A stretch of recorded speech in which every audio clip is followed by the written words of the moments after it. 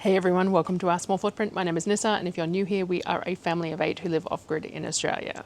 Today's video is garlic based. So I found the Garlic Growers Australia Facebook page a couple of years ago, and when I went on there, I was buying garlic to grow and things like that, seed garlic. I have never had much success in growing garlic, and we eat a lot of garlic, so I plant some every year, but I haven't had much success. But I did find that a lot of these people sell their fresh garlic for eating purposes as well as seed purposes through this page. So I found Nikki. Now, Nikki sells elephant garlic, which is slightly milder than a lot of the other garlics, not quite as spicy. Still pretty garlicky in my opinion, but just a milder garlic. But the thing with elephant garlic is that it comes in giant cloves. So one of the worst parts of preserving garlic is peeling it. And I've tried all the gimmicks. I've tried the jars, shaking it in the jars. I've tried boiling water. I've tried the little silicone rollies and everything else.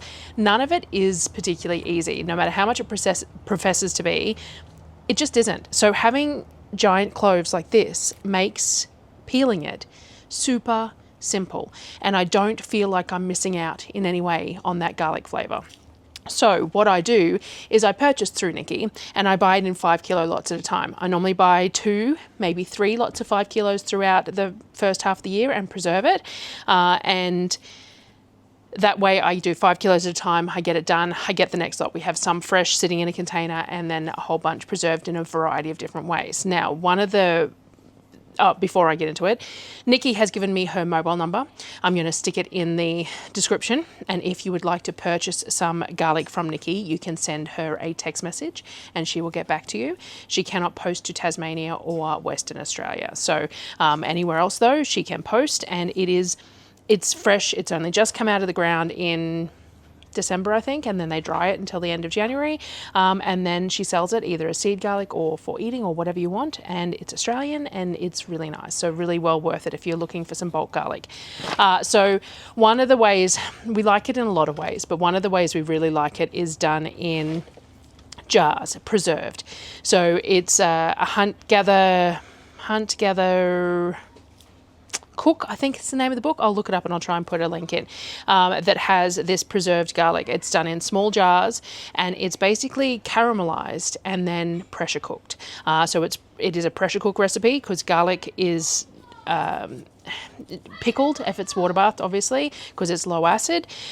So we do some pickled, marinated and pickled sometimes too, but I haven't found it as versatile as having it where you can just like smush it on bread. So a couple of kilos of this I will do in the smoker in the next couple of weeks, and then I smoke it and make smoked garlic butter out of it, which is divine. And then I make my own garlic breads for the freezer as well out of it, and they will go in the freezer for everyone to pull from, stick in the oven throughout however long it lasts. So we'll do that again this year as well. But today I'm going to do some of the preserved garlic. So my first step is to pull a bunch of these out and get them peeled up. Now, because the cloves are this size, I am going to be cutting the cloves as well. If it was more standard size garlic, you wouldn't need to. But because they are this size, I'm going to cut them smaller because otherwise we'd be inclined to eat a whole one in one sitting, and you don't need that much garlic. We do find that these jars, once I preserve them, get them on the shelf, once a jar is opened, it's gone in a meal. So the smaller jars are better because we tend to just eat a whole jar in a sitting, and it is a little bit of work, but it is so worthwhile. It's so good. It reminds me of garlic confit, and I will make some garlic confit as well, and I'll make it with ghee, and we'll freeze that too. But it's a shelf stable version of it, and it's really tasty. So let's get started and get some of this garlic peeled first. So what we want is about 1 kilo, but I'm not going to be overly precise because if there's extra then I'll find a way to use it. So, and all I'm going to do is peel it like this. Super easy. I did cut the very top off it just because it makes it easier, and that's what I'm all about. And then size wise, we want it to be more like a standard clove. So I'm actually going to quarter it. I think that that's more about the size of a standard clove. So I think that would be beneficial. I also do a bunch of this in honey, which I'll do some more of this year as well. We do still have some in the fridge, but I actually am hoping to do it when it's a little bit cooler so that I can leave it out to ferment longer on the bench. When it's really hot, I tend to not want to leave it sitting on the bench for that initial ferment too long. Some people leave it on their shelves for months and eat it straight off the shelves, but with our temperatures, that's a little bit, it doesn't feel right. So I tend to only leave it on the bench for a week or two until it stops bubbling, and then stick it in the fridge, which means that it doesn't, it just doesn't get quite as, I find the longer it ferments, it gets sort of darker in color and a little bit richer, and the honey gets a bit darker and things like that. When I refrigerate it, I find that it stays very similar. It's still fermented because it's had that time at room temperature, but it's not quite the same. But anyway, that was a bit of a ramble. So all I'm going to do is I'm going to sit here, I'm going to peel this, I'm going to rinse my hands every couple of cloves because all the skin sticks to them because it's very sticky. And I'm going to probably half fill this pot with garlic, and then I'm going to move on to the next step. Alright, so I'm just quartering the last of the first kilo, and then I'm going to assess whether I want to do a second kilo in this pot or not.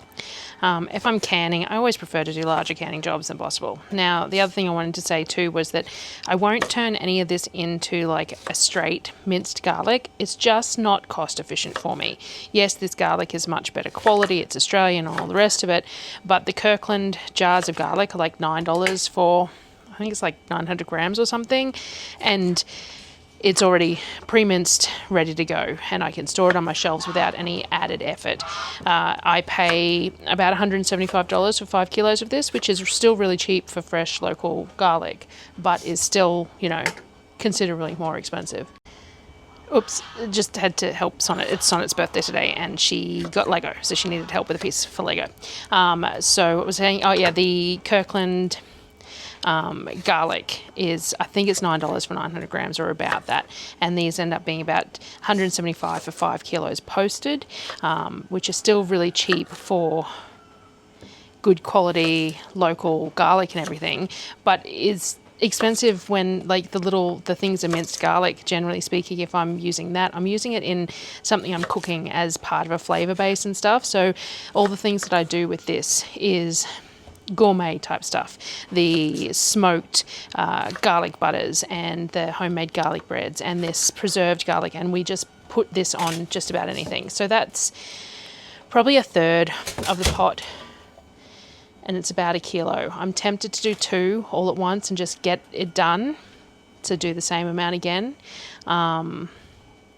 just so that it's done in one lot, because canning is effort, and so by doing more at once it works out better. So I might double this, and then we'll see. So I am going to smoke a pastrami tomorrow, so I'll probably smoke garlic tomorrow then, and we'll do like the garlic breads and stuff up. But for the moment, this one. So I think I'm going to do the same amount again in this pot, though it does take a bit to, I might leave it. I will do this pot today, and I might see how it goes and then look at doing a double batch for the next one. We'll see how many jars this fills and things like that, because the cloves are a different size. So, okay, I'm going to leave it at that. I know, squirreling and deciding while I'm doing it. So we've got about 1 kilo of peeled garlic in here. Let's go on to the next step.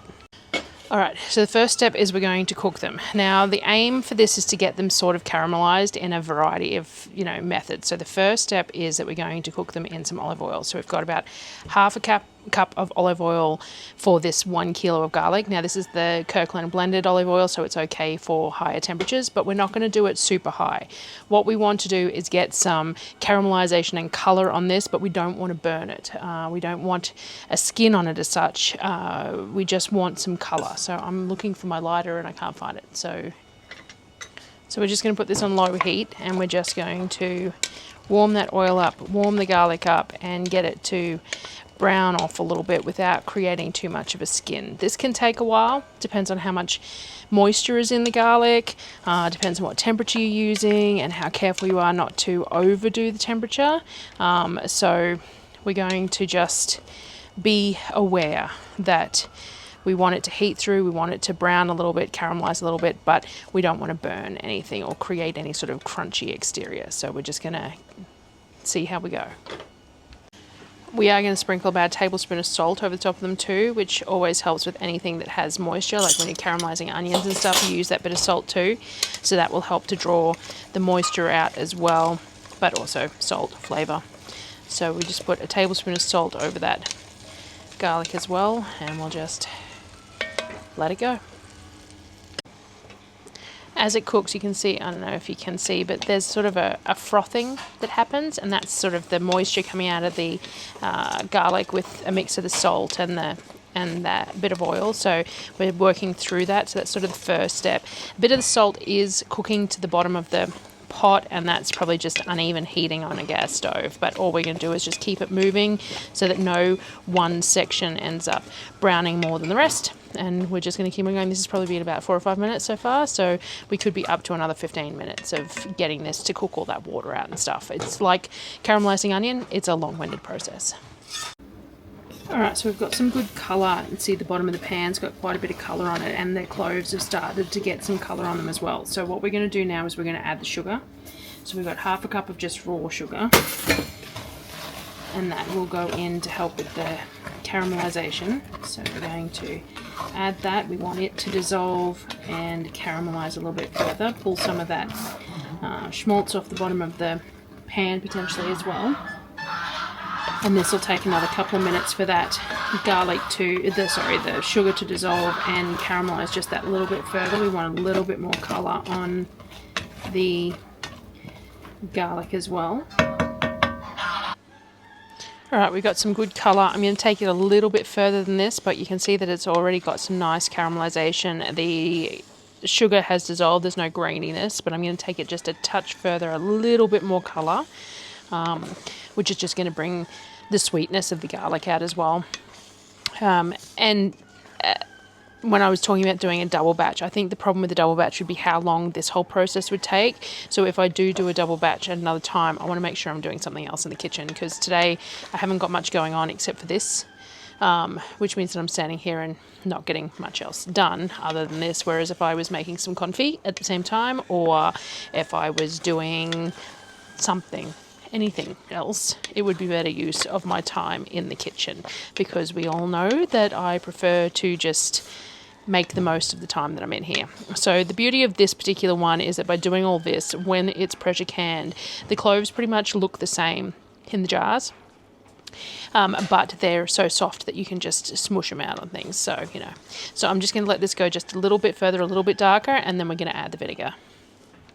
Alright, we've got that little bit more colour, and the smell is starting to change, and I don't want it to burn, so I'm going to leave it at that. So now we've got 1/3 of a cup of sherry vinegar, or it can be the champagne vinegar, is quite nice. It's just, we want a nice, really like light and fruity vinegar, and we're going to stick that in there. That's going to pick up all those cooked bits off the bottom, which is why we didn't want to take the caramelization too far either, because we don't want to risk there being burnt bits on the bottom and then picking up that flavour in the garlic. So at that point it was just caramelized but not burnt. So we're going to put that vinegar in there, and we're going to let this, we might take the temperature up just a little bit, because we want to cook off that vinegar just a little bit for a few minutes and reduce some of the liquid in here.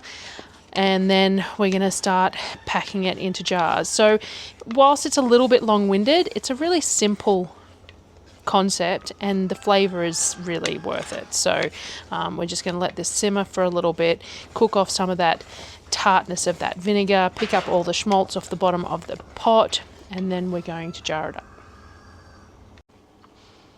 Alright, so I've got 1/2 pint jars. Now I do have the 125ml jars as well, the half the sizes, and I think that's what I did the garlic in last time, but it's a lot of lids and a lot of work for a very small amount. There is that whole thing though, that once we open a jar, we tend to finish the jar.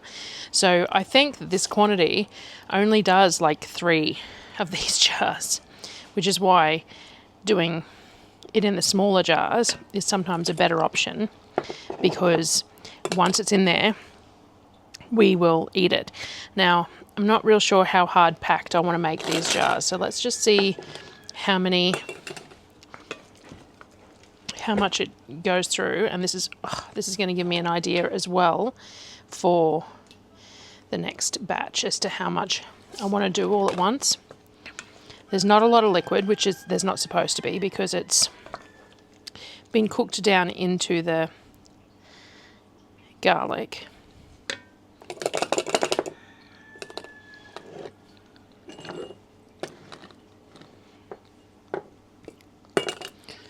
But I reckon I'm only going to get 3 well-packed jars out of this, which is, as I said, it's a lot of work for not a lot of result.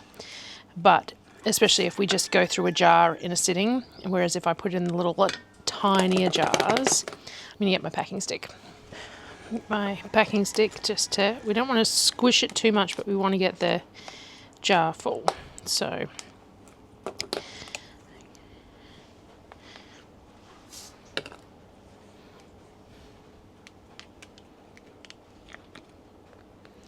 alright, we're going to debubble it, make sure that there's all the air is out so that we can get our headspace correct. And just like that. Alright, so that's a full jar. Now this is there we go. So this is the jar size that I used last time, and I don't know, this batch I'm going to do in these, but maybe the next batch I will go to the effort of doing in these, because as I said, once we open it, we eat it. So by having it in the smaller jars, it will theoretically last longer, but it's also going to require more lids and things like that. So the canning time's only 10 minutes on it, I think, 15 minutes maybe for my, no, I think it's 10 minutes at 15. I'll double check that when I do it. But so the little jars work because, of course, the smaller the jar, the less water you can have in the canner. But with the smaller jars, it's hard with the smaller jars because you can't have you can't have the liquid going over the jars. But it doesn't have a particularly long canning time, so it works out okay. So that's 3 pretty snug jars. I'm actually going to take a little bit out the top of that one and get that all in. So we might get 4 out of it. Let's see.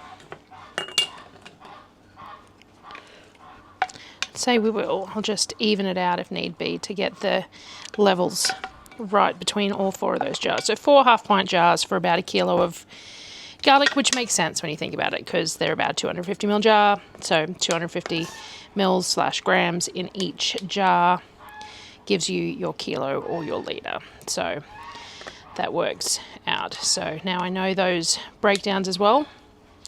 So there we go. We've got 4 jars. You have to clean these up fairly well. 4 jars of the preserved caramelized garlic, which means we'd get 8 of these, which again, if you're going to finish it when you open it, we'll see how we go with restraint with these. So I'm going to get some vinegar to clean these jars up, and then I'll come back.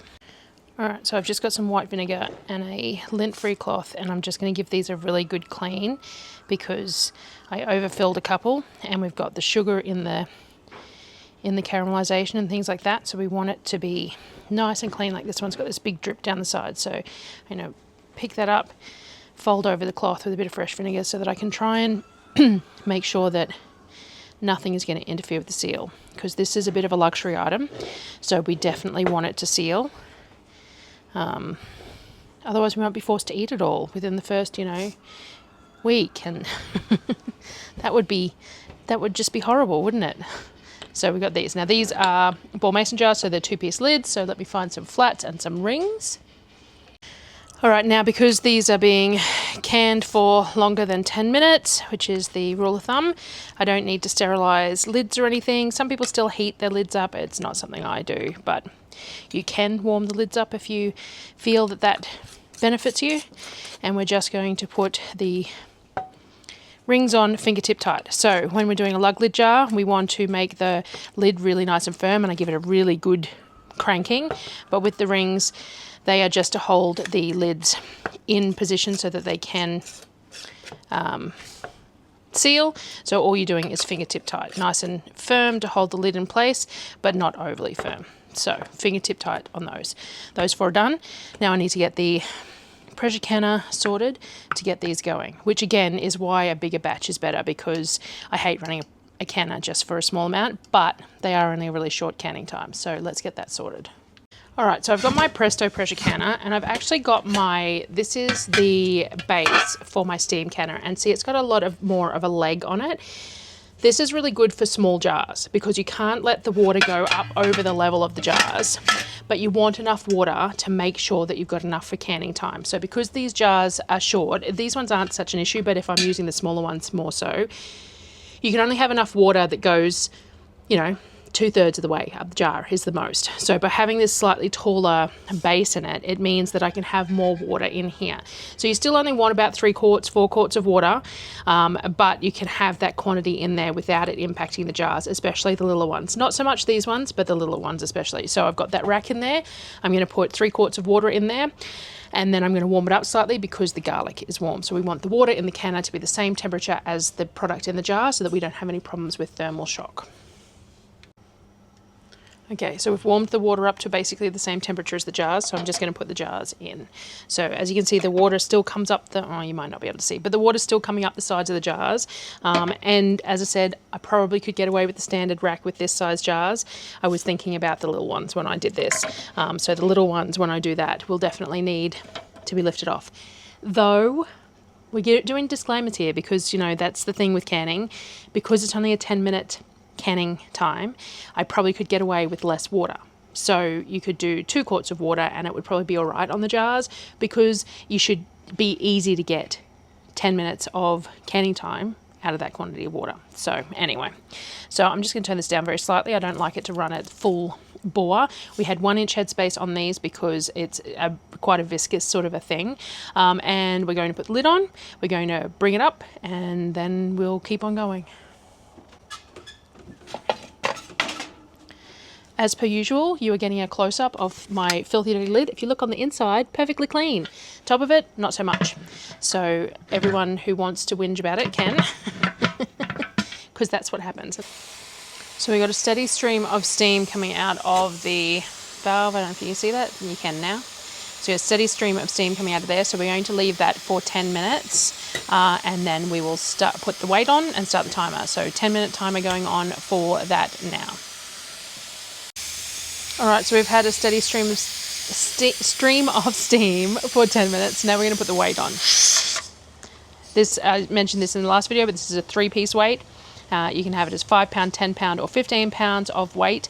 I am above 1,000 feet, so we're going 15 pounds of weight. Now, pressure canning, you don't adjust your time, so it's still 10 minutes, but at 15 pounds. Whereas if I'm under 1,000 feet, it would be 10 minutes at 10 pounds of pressure.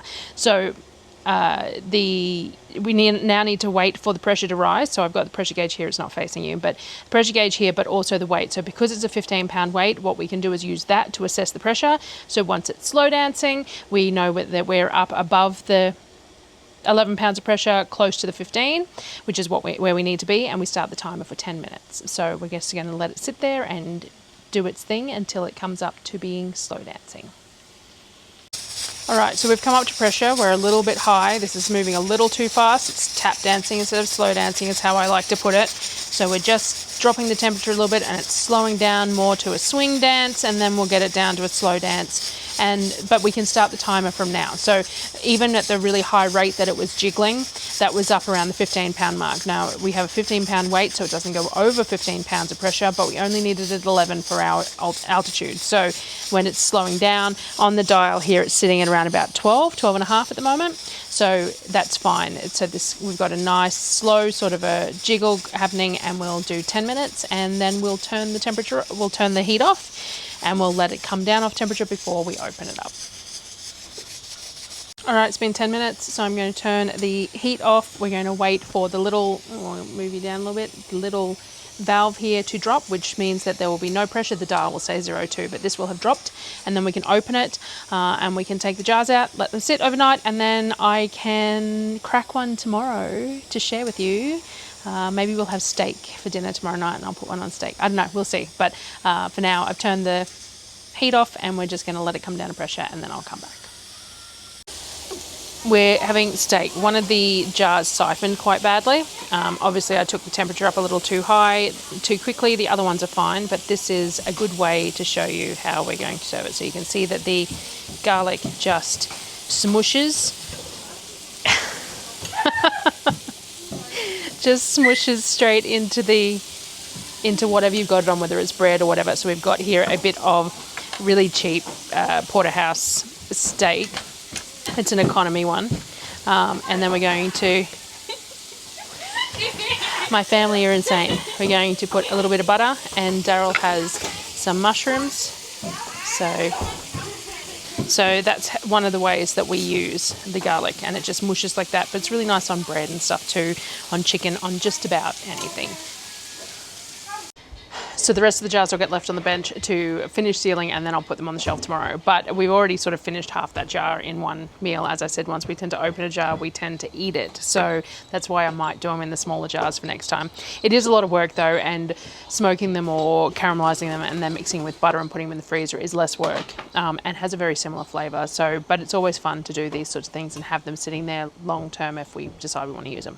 So that is the first kilo of the 5 kilos done of the garlic, but I'm sure to do the rest of it in different ways and share that as well. And I normally order at least once or twice more as well, because you can never have too much garlic. So thanks for watching, guys, and I'll see you on the next one.